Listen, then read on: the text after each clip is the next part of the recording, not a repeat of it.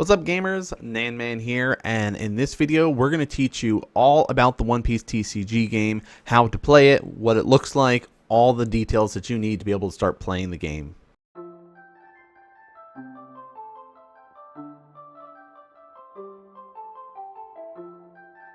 Alright, so we've got our top-down cam going right now, so you can be able to see some of the cards that we've got, and we'll be talking a little bit about the cards and how they work. Basically, we'll go through and teach you about all the stuff that you can find in the TCG, how it works real quick, and then we'll get you started on how to actually start playing it. So, the first ways to think about it is you need Don. All right, this is your resource. All right, One Piece TCG is a nice combination game that is kind of a combination between all other TCGs. It's got a little bit of Hearthstone, a little bit of Yu-Gi-Oh, a little bit of Magic, right? It's this amalgamation game that is very combat focused and centric. That's where most of the actions take place within the game. So you have your Don. That's your resource in order to cast your spells, play your creatures, do any of the things like that. Right, there are, of course, just the regular old Dawn. You'll see it's got this plus 1,000. We'll talk a little bit about what that is like and how that works in a little bit. But every card that you have has a cost with it. Right, that's how much Dawn that you need to tap in order to play it. Dawn sits in 3 different phases. It can be active Dawn, which is face up like this, that I can then use to cast my spells, use my abilities, do things like that. We have rested Dawn after I've already used it. And then we have attached Dawn, where if I have a character, like my Bonnie here, I could put Dawn on her to give her plus 1,000 attack. All right, the way the card's laid out, cost, attack, and then there's this thing on the side here that we will get into in a little bit. So that's kind of the way that Dawn is set up. It is a maximum of 10 Dawn. Every turn you get an additional Dawn. So here's how this works. First turn, flip over, I've got 1 Dawn. If I don't have anything for 1 Dawn to be able to use, that's fine, pass turn. On the following turns after that, I'm always getting 2 Dawn. Every player is going to be getting 2 Dawn after that. You can see a little bit of glare from the light, but yeah, so we're always getting more Dawn. It is not changing how much Dawn you get every turn with the exception of the first turn. Every turn, if you go first, you get 1 Dawn. If you go second, you get to get 2 Dawn. Right? It is not set up in the like phases that you might be used to if you are used to playing like Magic, where it's like, here's main phase 1, here's combat, here's main phase 2. Nope, it's very fluid and moving, similar to the way that Hearthstone is played, in that it's, I can be able to attack you, I can play a spell, I can attack you again, right? I can decide how my turn goes, but it's very straightforward in that regard. Now let's talk about another way that the Dawn matters and interacts with your deck is with your leaders. You are creating a 50 card constructed deck if you are playing One Piece, or you're just buying a starter deck, which you can see we've got lots of starter decks available. And you are using it similar to Magic and Commander in that there are color restrictions. So this law here is red and green. I can only put red and green cards in my deck. Where this card is purple, I can only put purple cards in this deck. The way it's set up is not only are you interested and you care about the leaders themselves because of the special abilities that they've got, but the other ways to think about it is how much life your leader has. Traditionally, more or less for the most part, if it's a 2-color leader, you're going to have 4 life. If it's a monocolored, you're going to have 5 life. There are a few exceptions to this rule. Usually cards that have downsides or upsides will be changed and manipulated. There's a couple leaders that have 6 life, very, very few. There's a couple 2-color leaders that have 5 life. But for the most part, this is the trend that you're going to see if you start playing the One Piece TCG. The way that their abilities work, oftentimes it'll tell you on here, like in this case, it says activate on main once per turn. So it tells you when you get to use their ability. All right, same kind of deal, activate on main once per turn. They try to limit how much you can do. Now, you notice there's no cost to the leader. Leaders are always out on the field, right? They stay kind of in the middle of your screen here. Your Dawn is down below. Your creatures, the things that you summon, go up top. You're limited to 5 creatures that you can be able to play. Now, I cannot have 2 leaders. Let's let's sit here and rock out with Luffy right now. I cannot have more than one leader at a time. You can have 5 creatures. If I wanted to play more than 5 creatures, I'd have to sacrifice and get rid of one of my creatures. Now, sacrificing doesn't count as KOing it, so if it has a on KO effect, you don't get that, which we'll get into once we get into all the cards that exist within here soon. So leaders don't have a cost, but they do have an attack. So I can use my leader to start attacking you, right? The life total that we talked about is similar setup to Pokemon, right? So if I have 5 life, I'm going to take 5 cards at the start of the game after I've drawn my hand, right? So let's say starting hand is 5, by the way. So I get 5 cards, bam. Then I'm going to take 5 more cards and lay them next to 1, 2, 3, 4, 5. Okay? Just like in Pokemon, these are resources that if you start taking damage, I then get to add that card to my hand. I can use the cards in my hand to try to counter out and manipulate it and stay alive and prevent myself from doing it, which is what we're going to get into and talk about now. So this part is all about what are the card types in One Piece TCG and how do I need to worry about it. Then we'll get into actually starting game and showing you the reactions to combat and stuff like that. So we've talked about leaders. We've talked about Don. You know, we know how important these are. You need these things. That's just kind of the way that they set it up. Now let's talk a little bit about cards and what we care about and how they work out, because there's a lot of different card types, more or less, or abilities within card types. The card types themselves are pretty straightforward, right? You have characters, you've got leaders, you've got events, you've got stages. But there are types that kind of abilities that these characters get. So in this case, this is Law here. He is known as Blocker Law. He also has an on-play ability. So Blocker, normally if I'm trying to attack my opponent, right, my goal is to get rid of all their life that they have set up there. I cannot attack, like, my goal is to try to attack them. I will attack them. If they have this blocker out, they can decide whether they want to tap it to make it a blocker. I'm going to jump in the way of this attack. All right. If I'm attacking and I have 5,000 life and I'm attacking against a 6,000 power creature or character, I lose that fight. My character doesn't get hurt, or my leader doesn't get hurt. My characters don't die. It's just like they bump into each other. Hey, you fail this attack. It's not effective. If we were to tie, right, if I put one of these Dons on my leader and swing in 6,000 versus 6,000, ties go to the attacker. So I would be able to win the attack here, and this would then die. So that's why we talk about it's a very combat focused and centric way of going things. If my opponent had a creature out, a character out, like let's say they had a Don, and I was like, ooh, I want to get rid of that, I cannot attack it unless it is already tapped, unless it's rested. Otherwise, I have to go directly for life total here. Way of going things. So blocker is one of the main key abilities. Certain colors have more than others. They care about it more. On-play effects happen when they enter the battlefield. It's almost like an ETB effect. Enter the battlefield, on play. So if you have cheated this out from an effect, right? In this case, like if I was using my red-green Law and I used his ability to return one of my creatures and play this creature from my hand that costs 5 or less that is an opposite color, then I would still get the on-play ability. Even though I did not cast it by paying the Don, I'm still getting this on-play ability because he's coming into play, is the way that it's worded, right? So it's just like enter the battlefield without saying enter the battlefield. So those are our on-play, those are our blockers. Another ability is Rush. Very focused on red characters that get access to Rush here.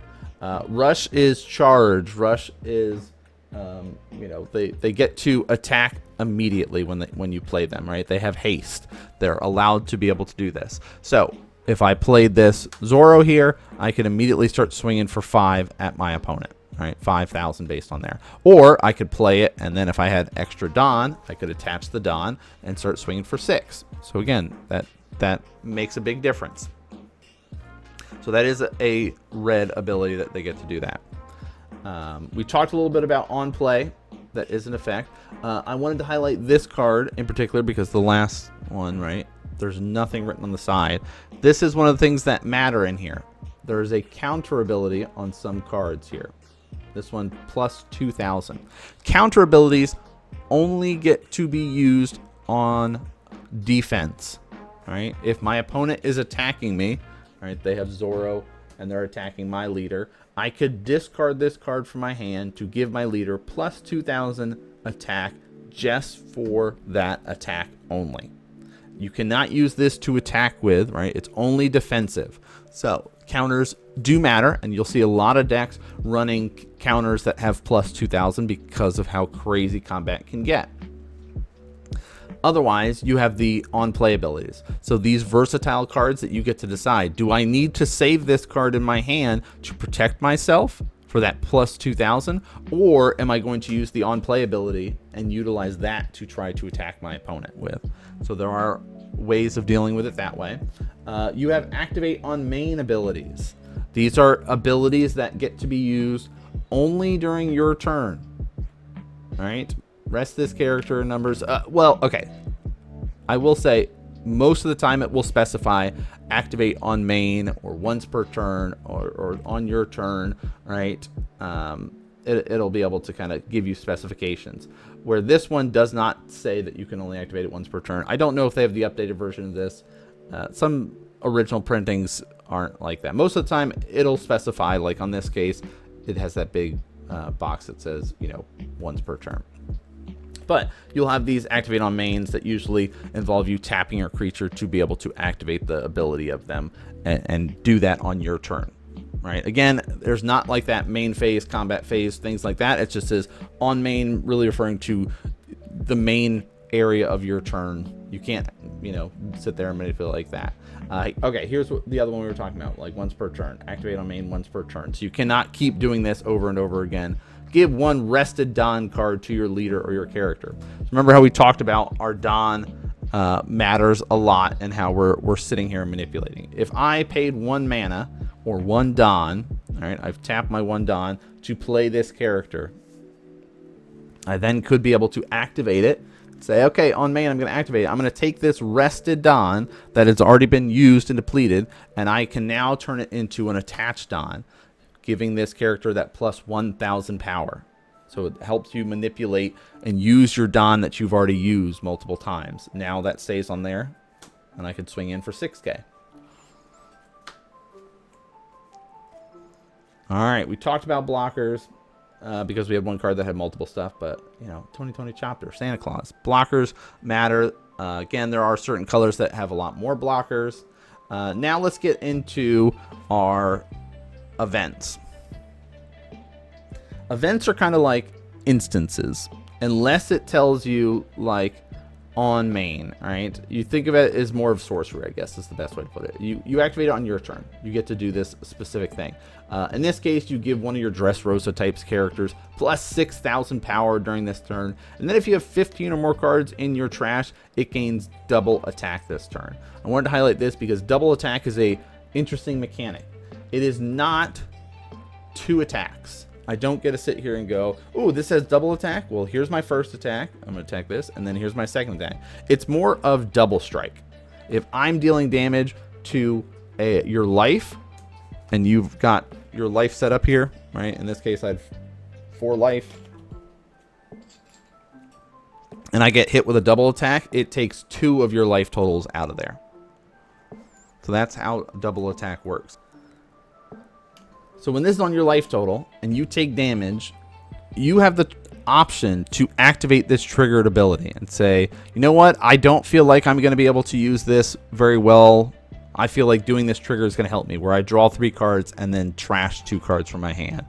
Me drawing more resources is better than me buffing one of my creatures, right? You have to sit there and make those choices. Some of the triggers are a little bit more powerful depending on what color you are. Most events will have trigger abilities on it that is often different or weaker than playing it outright. That's how they do it with events. But events I get to use on my turn, with the exception of the triggered ability happens if you draw it. You cannot use that triggered ability if it's already in your hand. You have to use the regular one. There are event cards that we just talked about. There are also stage cards. Stage cards here stay on the battlefield. They have an effect, a standing effect usually that happens. In this case, this is our Coliseum. So if my leader is the Dressrosa type, my Dressrosa type characters can attack characters on the turn in which they are played. So it's like they have, if you're thinking Hearthstone terms, rush, but in One Piece cards, there's not. It's like charged without being able to attack your opponent's life total. You can be able to immediately start attacking, dealing with creatures on the board using this stage. Then we've got other event cards, right? This is one, like we talked about, activate on main, you got to be able to do, and then there's that triggered ability. So there, oftentimes it depends on what colors you're playing. Let's talk a little bit about the colors, and then we'll show you kind of what a first turn looks like here, because there are multiple colors in One Piece TCG. All right, yellow, purple, blue, black, red, green. All right, so we've got a lot of different ones, and they all have their own uniqueness to them. We talked a little bit about triggered abilities. Yellow is all about triggered abilities. You'll see pretty much all the main yellow cards that are getting run are using triggered abilities. All right, some of them are just simple, like this one. Here's a 5 cost 5k. It's also a 2k counter, so a lot of yellow decks are running this. But if you use its triggered ability, trash 1 card from your hand and just play this card. So if you're going, ooh, I'm getting overrun and this is on my life total, I take damage. Oh, I'll throw away a card in my hand, and now I have a 5k body out on the battlefield that I can start killing the creatures that are out there, killing the characters, or start pushing for damage with it. So we'll see a lot of that. Here's some other different triggered abilities that are pretty powerful. If one of your opponent's leaders or character cards cannot attack during this turn. So you get to pick one of them and just say, hey, I'll discard this from my life. All right, I take the damage. Oh, now your character that could have killed me cannot now. All right, so I can be able to use that. Or you have things like this where, because you're doing so much trigger manipulation with yellow, you can have something like this where you can trash 2 cards from your hand, add 1 card from the top of your deck to your life card. So you do get some life manipulation within yellow, which is not often used in other colors, just because it cares so much about triggered ability. That is a big part of what yellow gets to do. Purple, on the other hand, is all about that Dawn manipulation. Right? You're caring about minusing Dawn here, and in this case you have your Dawn deck. Right? So if I have my Dawn deck out here and I'm flipping over, 2 of my Dawn cards every turn, all right, I can then sit here and have these things like, right, counter abilities. Some events are counter events where I cannot activate it on main. I can only activate it like the counter ability. So during my opponent's turn when they're attacking me. So in this case, Dawn -1. So I can take one of my Dawns, put it back on my Dawn deck. All right, and then up to one of my leader or character cards gain plus 4,000 power during this battle. So it's a nice little protection spell. Lots of text on it, but he's a blocker. On your turn, once per turn, when a Dawn card on the field is returned to your Dawn deck, you get to add 1 Dawn card from your deck and set it as active. So we talked about the Dawn manipulation. That's a big part of it. All right. In this case, on play, you get to minus a Dawn, draw 2 cards, and trash 1 card from your hand. So if you have both these, they synergize very well. You could play this, minus a Dawn, triggers, get a Dawn back. All right. So it's all about manipulating your resource. So if that seems interesting to you, purple might be the way to go. Black. The biggest thing about black is the navy package. I showed you some Dressrosa stuff. All right, some events. These are black. Right. This is more of the OP04 early stages of being able to do that Rebecca deck. But the biggest thing about it is reducing the cost of stuff. All right. Navy package is big on that. The way it works is there are on-play effects. We've talked about the way a card is set up. You have your cost, you have your power. If there's a counter ability, it's on the side. if the cost gets to be low enough, you can be able to KO characters using Navy package or CP0 package, things like that. So in this case, Hina, give one of your opponent's characters -4 cost this turn. All right, if it gets to be below 0, it's 0 essentially. Goes, okay, this thing costs 3, give it -4, it's a 0 cost creature.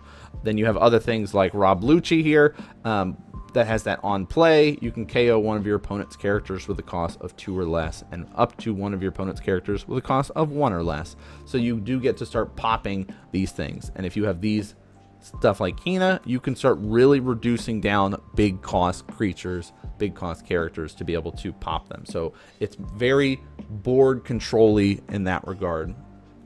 So if that seems cool, you like that manipulation and getting some advantages that way, that's for you. Blue is also very controlling. You know, blue has a lot of the blockers. It's got a lot of manipulating the top of your library, so you can be able to do setup stuff. It's got a lot of really powerful events, but it's very focused on bottoming cards. So you have things like Borsellino here, the big cost here, put a character that costs 4 or less on the bottom. If you were doing like a Navy package that's blue and black, you could be able to combine these two abilities together and start, instead of KOing stuff, start bottoming stuff, right? You also be able to return things to hand with Mihawk here, something that costs 7 or less. You can be able to put it on the bottom. This one's, of course, put them on the bottom if it costs 5 or less. So it's a lot of, hey, let's do some more board control, but instead of KOing, we're just kind of tucking them away and hiding them on the bottom. We talked about red being a rush-focused deck. It is a lot like that. We saw Zoro earlier. The other one is Kid here. You do get to have not only rush, you get to attack. This is Kid and Killer, but you also have abilities that might trigger when attacking. So in this case, if your opponent has 2 or less life cards, this card gains plus 2,000 power during this turn. So it is very aggressive. Red is a very aggressive strategy on swinging in and attacking. Whitebeard is a 6 life leader and very aggressive leader that you might see players play. Green is more of a supportive color currently and the way things work. There is a yellow-green Yamato list that is running around that runs a little bit of green in there. It does have kind of that manipulation. Like this one is often seen play in that because it's got the 2K counter on it. And then it's got an on play where you get to rest a character that costs 4 or less. Remember, resting is when they are tapped. They're tired. They need to rest. But you also have other resting effects like this bird cage here that's, you know, if it comes in, then it's going to start resting anything that's going to be costing, or characters that do not get to untap essentially on their rest once they're rested if they cost 5 or less. And then if you have 10 Dawn, you get to be able to KO all characters that are rested that cost 5 or less. And then you've got, of course, our 10 drop Dawn Flamingo here. You can rest 3 of your opponent's characters and they don't become active, right? So you get to say, hey, these rested characters or leaders will not become active on your opponent's next turn there. So it's a little bit more of that support manipulation, things like that. So that breaks down at least what the colors are looking like and how things are working with this. Let's tab over and show you guys a little bit of how a game starts, right? What actually happens to be able to start a game of One Piece.